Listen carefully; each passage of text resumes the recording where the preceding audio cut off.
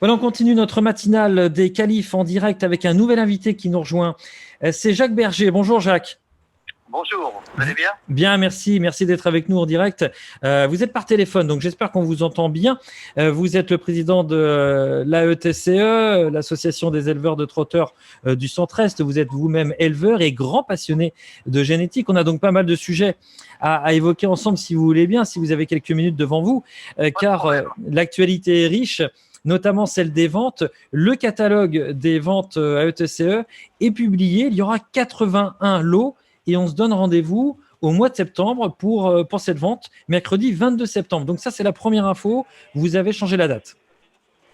Oui, on a changé la date faute de disponibilité au Maroc et le calendrier des courses du mois d'août du Centre-Est était assez chargé, donc on a été obligé de reculer la date. L'idée, en fait, nous a permis de mettre des foals. Donc il y aura 70 yearlings et 11 foals. Voilà. 70 yearlings et 11 foals lors de la vente de Magnicourt à la ferme du Maroc. Là où vous avez vos repères et là où vous aimez vous retrouver, vous, la grande famille du Centre-Est. Oui, c'est un local assez sympathique, surtout le hall de vente. Et comme vous dites, on a tous nos repères, tous nos partenaires, tous nos prestataires. Voilà. Alors, c'est une affaire qui tourne bien. Oui, absolument. Les chevaux seront visibles, bien sûr, dès le matin, mais pourquoi pas certains peut-être la veille en fonction des cas. Il y en a qui viennent de loin. Oui, c'est vrai qu'il y a peut-être une dizaine de chevaux qui peuvent arriver le mardi soir. Voilà.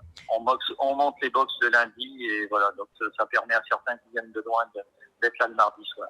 Comment est composé ce catalogue, Jacques? Comment avez-vous fait en sorte de le présenter et de le composer? La composition, elle est assez simple. Si vous voulez, on prend tous les chevaux de nos adhérents du Centre-Est. Il n'y a pas de sélection, il n'y a rien de spécial. C'est une vente de service au départ. Voilà. Donc on essaye de prendre tout ce qu'il y a. Bon, l'actualité... présentable, on va dire. Voilà. Ouais. L'actualité a mis en exergue le Centre-Est avec un succès qui, je crois, a mis beaucoup de baume au cœur et a fait un grand plaisir à tous les acteurs du Centre-Est. C'est celui d'Ibra du Loisir pour Danny Burlin. Oui, c'était une bonne journée, je dirais, pour le Centre-Est, puisque Ibra du Loisir, groupe 1, premier, Hopla des Louanges, groupe 1 aussi, et Gottorop des Duriers, Trophée Vert, c'est tous les éleveurs du Centre-Est, donc c'est assez top. Quoi. Plus Hookerberry. Pardon? Plus Hookerberry qui avait performé également ce jour-là. Voilà, oui. Bon, c'est aussi le Centre-Est.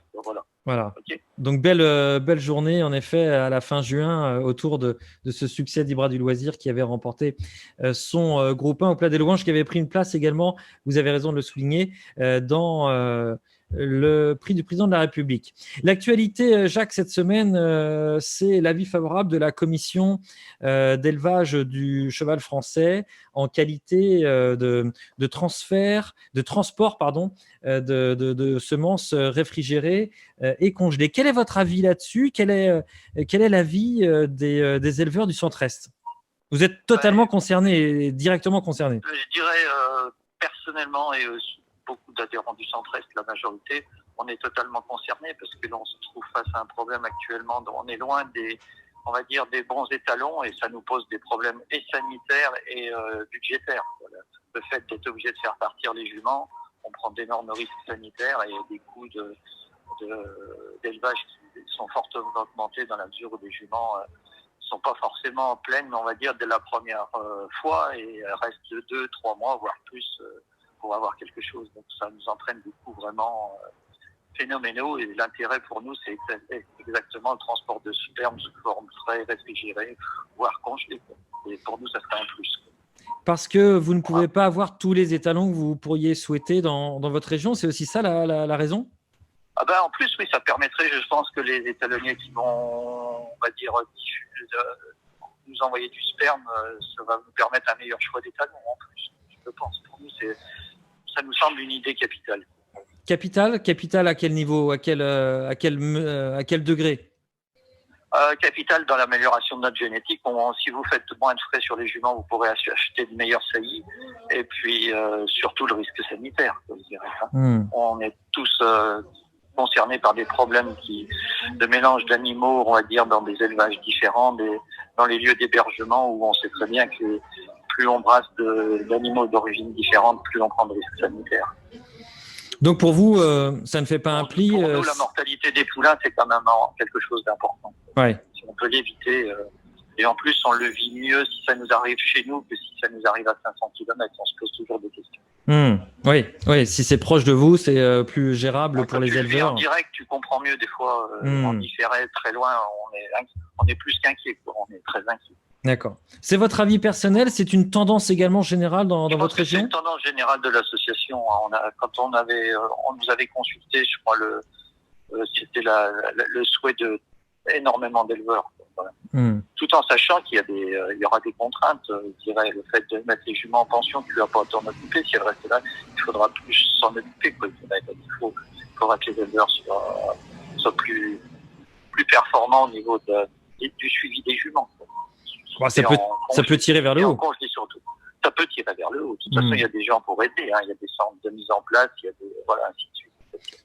Ne craignez-vous pas que ça dérégularise tout de même le marché? Est-ce que vous ne craignez pas que ça puisse, tout changement forcément amène par définition des modifications? Quelles seraient les craintes que vous pourriez... Je pense pas, dans la mesure où on va dire, les étalons de pointe sont respectés aux 100 cartes, si on continue à limiter les 100 cartes, je vois pas comment on pourrait y avoir de débordement, ça va moins changer. Ça, c'est le point crucial. Ça va rien changer. Ça, c'est le point crucial, c'est le maintien des 100 cartes. Il faut pas que ça soit une dérive et dire, dans la mesure où on a du congelé ou si on peut faire plus de doses, faire plus de juments. Non, il faut absolument rester sur cette idée de 100 juments maximum pour les étalons. Il ne faut pas déborder. Parfait, Jacques. Merci beaucoup de nous avoir livré votre sentiment, votre avis, votre analyse sur ce sujet. Les ventes de Magny-Cours, on se redonne rendez-vous le 22 septembre, mercredi 22 septembre. Le catalogue est disponible sur le site aetce.fr. Voilà. Découvrez l'identité des 81 lots qui composent donc ce catalogue. Et puis, on suit bien sûr ces événements à suivre d'actualité avec la possibilité à terme ou pas, mais en tout cas, l'avis favorable a été donné par la commission d'élevage de ce transfert de semences réfrigérées et congelées. Merci Jacques Berger. Merci à vous.